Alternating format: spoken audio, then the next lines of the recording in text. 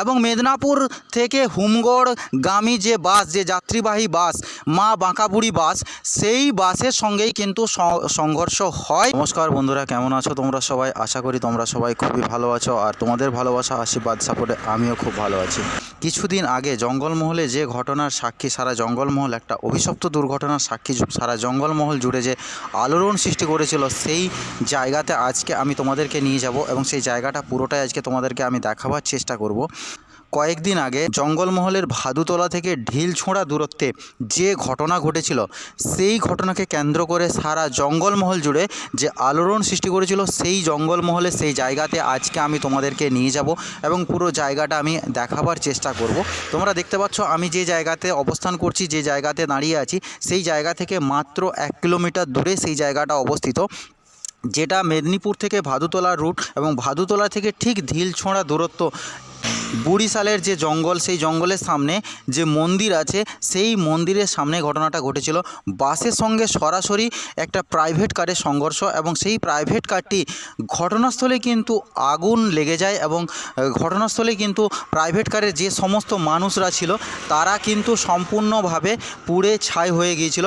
আমরা সবাই ফেসবুকে কিন্তু ভিডিওতে দেখেছিলাম। তোমরা দেখতে পাচ্ছ যে আমি দাঁড়িয়ে আছি এখন আমার এই জায়গা থেকে পিড়াকাটা 14 কিলোমিটার। আমি মাইলস্টোন দেখে তোমাদেরকে বললাম এবং এই জায়গা থেকে তোমাদেরকে আমি দেখাবার চেষ্টা করব যে রাস্তায় রাস্তায় যে ধরনের সেফ ড্রাইভ, সেভ লাইভ লেখা থাকে, সেগুলো কিন্তু মানুষের সচেতনতার জন্যই লেখা থাকে। সুতরাং সেই সমস্ত সচেতনামূলক কথাবার্তাগুলো কিন্তু আমাদের মনে রাখা অবশ্যই উচিত। আমি ক্যামেরাম্যানকে বলবো এই দিকে একটু ক্যামেরাটা ফোকাস করার জন্য, যে এখানে একটা বোর্ড লাগানো আছে এবং এই বোর্ডে লেখা আছে do not use cellphone while driving.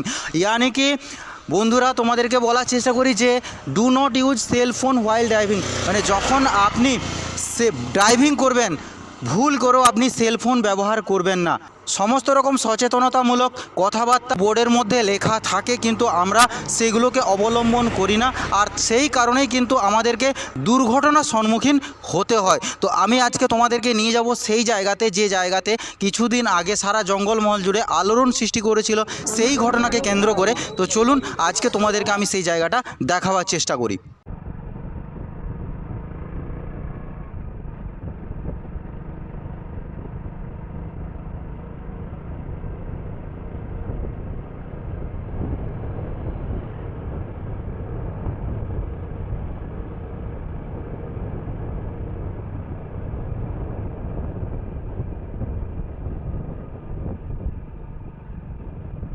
তো বন্ধুরা, আমি চলে এসেছি সেই জায়গাতে। তোমরা দেখতে পাচ্ছ যে জায়গাটাতে ঘটনাটা ঘটেছিল কিছুদিন আগে, সারা জঙ্গলমহল জুড়ে যে আলোড়ন সৃষ্টি করেছিল এই জঙ্গলমহলের দুর্ঘটনা, একটা অভিশপ্ত দুর্ঘটনার সাক্ষী কিন্তু এই জঙ্গলমহল এলাকা।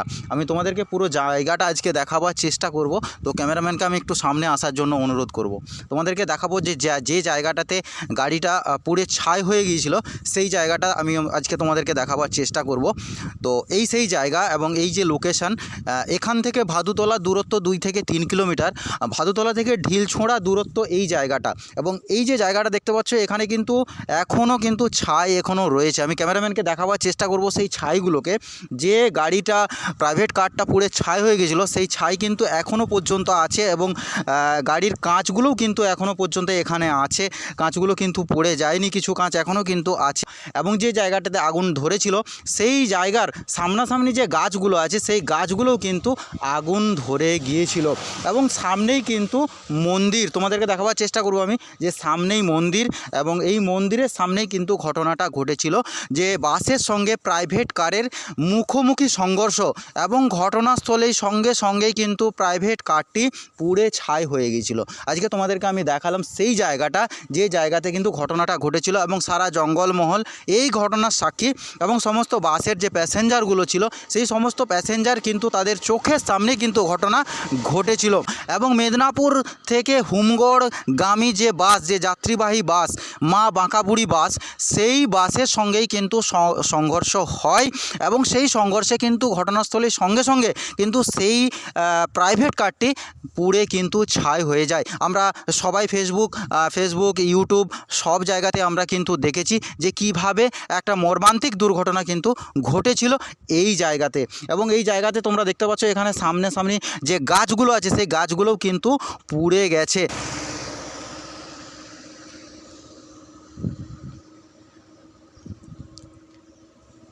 এবং আরেকটা জিনিস, যে জায়গাটাতে পুড়েছিল গাড়িটা, সেই জায়গাটার যে পিচ রাস্তার উপরেই কিন্তু গাড়িটা পুড়েছিল। তো সেই পিচগুলোও কিন্তু পুড়ে গিয়েছিল, দেখতে পাচ্ছ তোমরা সময় এই জায়গাতে কিন্তু পিচগুলো গলে গিয়েছিল। এবং বাকি তোমাদেরকে দেখাবার চেষ্টা করব যে গাছের সঙ্গে ধাক্কা হয়েছিল, সেই গাছটার কাছে আমি তোমাদেরকে নিয়ে যাওয়ার চেষ্টা করব। এই সেই গাছ, যে গাছের সঙ্গে ধাক্কাটা হয়েছিল এবং গাছের ছাল ছড়ে গিয়েছিল, তোমরা দেখতে পাচ্ছ এই সেই গাছ, এই গাছের সঙ্গেই কিন্তু সংঘর্ষটা হয়। এবং সেই সংঘর্ষে কিন্তু সঙ্গে সঙ্গে দেখুন এই যে গাছের যে ছালগুলো, এই ছালগুলোও কিন্তু উঠে গিয়েছে, তোমরা দেখতে পাচ্ছ এখানে। তো বন্ধুরা, ভিডিওটা কেমন লাগলো অবশ্যই তোমরা কমেন্ট করে জানাবে, আর ভালো লাগলে অবশ্যই একটা লাইক করে দিবে, আর কমেন্ট অবশ্যই করবে ভিডিওটা কেমন লাগলো, আর পারলে সবাইকে দেখার জন্য একটা শেয়ার অবশ্যই করে দিবে। তো চলো বন্ধুরা, দেখা হচ্ছে পরের ভিডিওতে। ততক্ষণ পর্যন্ত তোমরা ভালো থেকো, সুস্থ থেকো, এটাই কামনা করি।